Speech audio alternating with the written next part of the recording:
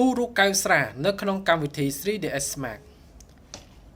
ចឹងជំហានដំបូងលោកអ្នកអាចធ្វើការបង្កើត plan ជាមុនសិនទៅហើយកំណត់ទំហំវា16 សង់ទីម៉ែត្រហើយនឹងគុណនៅនឹង7 សង់ទីម៉ែត្រហ្នឹងហើយអញ្ចឹងយើងបង្កើត plan នេះមកគោលបំណងយើងគឺងាយស្រួលក្នុងការគូររូបកែវ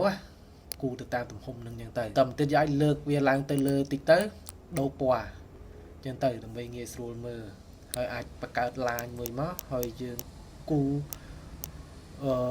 រូបរាងកែវរូបរាងកែវស្រាហ្នឹងគូចឹងមកតែគាត់ថាយើងអត់គូវាជ្រុងចឹងមកហើយបើយើងចង់ដាក់ឲ្យវាកោងហ្នឹងយើងអាចសេរីតាមក្រោយទៀតបានហ្នឹងហើយតបន្តិចអាចចូលទៅកាន់ modify ហើយធ្វើការ select ទៅកាន់ vertex ចុចទៅកាន់ fillet ដើម្បីធ្វើឲ្យវាកោងហើយយើងទាញ handle វាមកដើម្បីឲ្យវាកោងអញ្ចឹងទៅហើយយើងសេរីតាមហ្នឹងអញ្ចឹងណាប្រើ fillet ជាងមកទាញមកដើម្បីឲ្យវាកោងហ្នឹងហើយយើងអាចសេរីអាខ្សែកោងហ្នឹងមកហើយយើងមើលទៅវាស័ក្តិសមរូបរាងកែវហ្នឹងហើយសេរីតាមហ្នឹងមក